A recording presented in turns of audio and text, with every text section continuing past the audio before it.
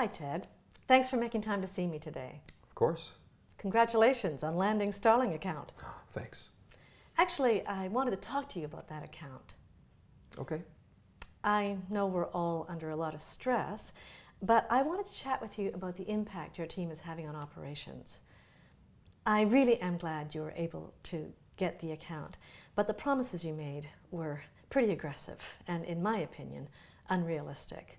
Are you aware of the mess I had to deal with on my end? I don't know what you mean, Mary. I thought we were I all know in you alignment have sales to make, but we can't be put in that position again, Ted. It's just not sustainable. You have to check in with us earlier. Make sure you have a real sense of what's possible before making a commitment. Otherwise, I'm not sure we can come through next time something like this happens. Look, Mary, I'm not sure where this is coming from. The mandate to increase business by 10% is really aggressive. And that kind of increase isn't going to come from existing clients, so I'm under the gun to get out there and drum up new business in a really competitive market. I understand your team might have been stressed out by this, and I apologize if we've caused them any undue stress. But you're not the only one with your feet to the flame here. No, Ted, don't get me wrong. I know you're under a lot of stress too, but you really have no idea of what you put us through, do you? What do you mean?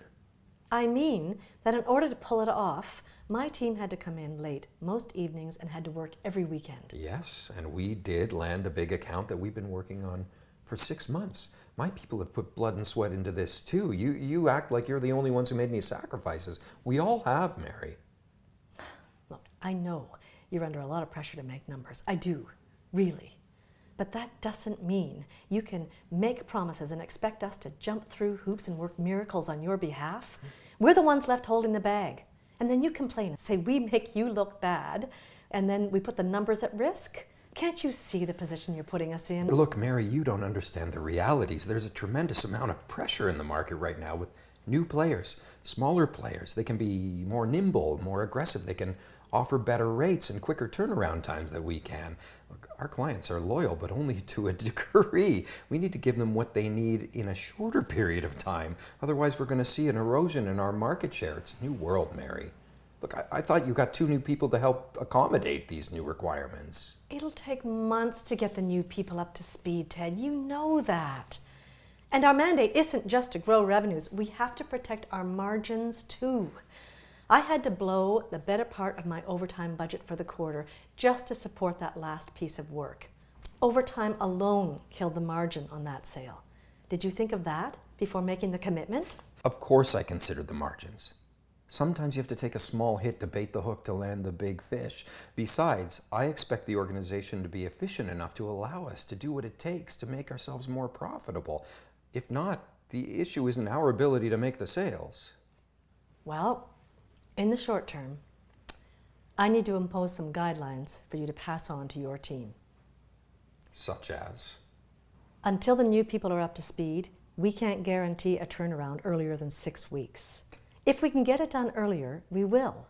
If it's absolutely necessary to rush the deliverable, you have to price accordingly to cover the overtime and extra expense to protect our margins. It can't come from my budget. Once the new people are up to speed, we can revisit our capacity to deliver, but until then, these need to be the guidelines. 6 weeks?